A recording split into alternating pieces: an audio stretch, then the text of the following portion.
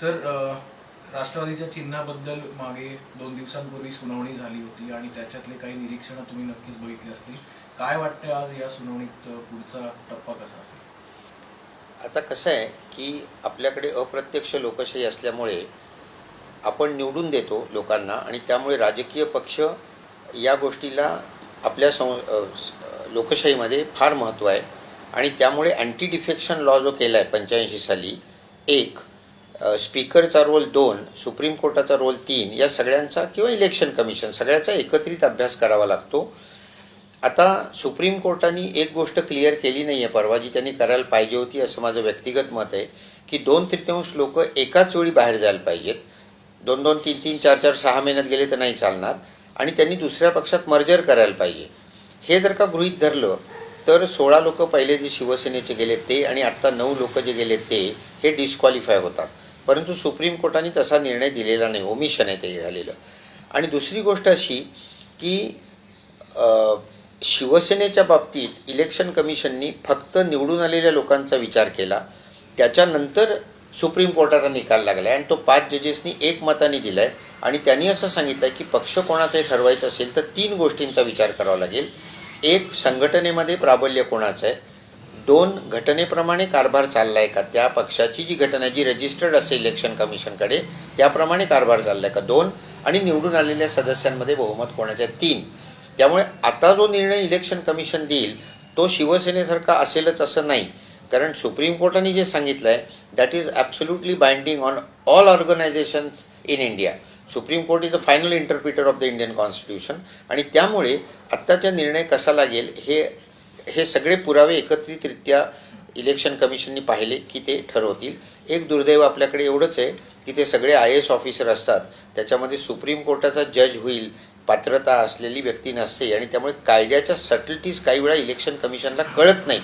आणि ही गोष्ट सेशनच्या काळापासून चालू आहे.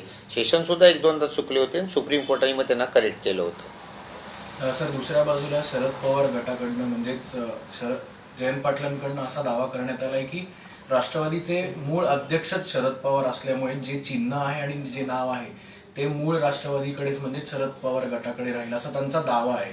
या दाव्यावर काही निर्णय होईल आणि त्याला काउंटर अजित पवार गटाकडनं देखील करण्यात येईल असं वाटतंय का? आता कसं आहे की इतर सर्व डिस्क्वालिफिकेशनच्या ज्या केसेस असतात राज्यघटनेखाली त्याचा निर्णय गव्हर्नर घेतात आणि ते इलेक्शन कमिशनच्या सल्ल्याप्रमाणे घेतात. फक्त अँटी डिफेक्शन लॉ खाली 10व्या शेड्यूलखाली डिस्क्वालिफिकेशन्स पक्ष सोडल्याबद्दल जर का डिस्क्वालिफिकेशन असेल तर त्याची एक्सक्लुसिव्ह पॉवर ही स्पीकरकडे दिलेली आहे. आणि त्यामुळे हा निर्णय सुप्रीम कोर्ट घेऊ शकत नाही. आणि हे परवाच्या केसमध्ये चंद्रचूड साहेबांनी क्लिअर केलेलं आहे की सेपरेशन ऑफ पॉवर्स आहे आपल्याकडे. त्यामुळे इलेक्शन कमिशनच याचा निर्णय घेऊ शकेल. आणि ते आधीच्या चीफ जस्टिसने असं सांगितलं होतं की आमचा निर्णय होईपर्यंत थांबा आणि त्यानंतर निर्णय द्या.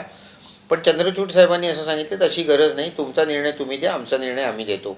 त्याचा परिणाम असा झाला की शिवसेनेचा जो निर्णय दिलेला आहे तो पुन्हा चुकीचा ठरू शकतो यांच्या पुढच्या इंटरप्रिटेशनप्रमाणे. कारण शिवसेनेच्या याच्यामध्ये पक्षाची संघटनेत प्राबल्य कोणाचं आहे आणि पक्षाच्या घटनेप्रमाणे सगळं झालं आहे की नाही हे तपासून पाहिलं गेलेलं नाही आहे. म्हणून मी आपल्याला सांगितलं की शिवसेनेचा जो निर्णय आहे तो आत्ता लागेल असं अजिबात नाही. आत्ताचा निर्णय हा नवीन निर्णयावर अवलंबून त्या तत्वांवर लागेल.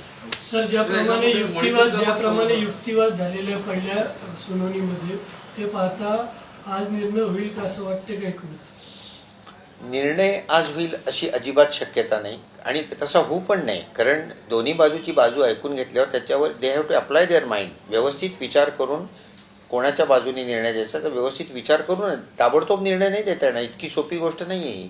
सर, याच्यामध्ये मणिपूरच्या राजेंद्र सिंग राणाचा खटला जो होता त्या मंत्र्यांनी पक्षाच्या विरोधात जाऊन मंत्रिपदाची शपथ घेतली त्याचा संदर्भ याच्यामध्ये दिलेला आहे. अगदी बरोबर आहे. पण माझं स्वतःचं हल्ली असं मत झालं आहे की रेबिया केसमध्ये काय झालं, किहोटा केसमध्ये काय झालं याचा काही संबंध नाही. ही जी आत्ता तुमच्यासमोर केस आहे घटनेच्या तरतुदी क्लिअर आहेत. Representation of the people act 1951च्या तरतुदी क्लिअर आहेत. त्या याच्याप्रमाणे पक्ष कोणाचा आहे कोणाचा नाही हे इलेक्शन कमिशनने ठरवावं. इलेक्शन कमिशनला जर का ठरवता आलं नाही, चुकीचा निर्णय दिला तर आपल्याला पुन्हा सुप्रीम कोर्टाकडे जावं लागतं आणि मग तिथे घटनापीठापुढे पुन्हा हा केस चालेल. हे सगळं जे आहे हे मला जे दिसतंय त्याप्रमाणे इतक्या लवकर संपणार नाहीये. हे महिनोगणती चालू राहणार आहे. देश विदेशातील प्रत्येक घडामोडींचे लाईव्ह अपडेट मिळवण्यासाठी आता साम टीव्हीच्या सर्व सोशल मीडिया प्लॅटफॉर्मला लाईक, फॉलो आणि सबस्क्राईब करा. तसंच सर्व नोटिफिकेशनसाठी बेल आयकॉन प्रेस करायला विसरू नका.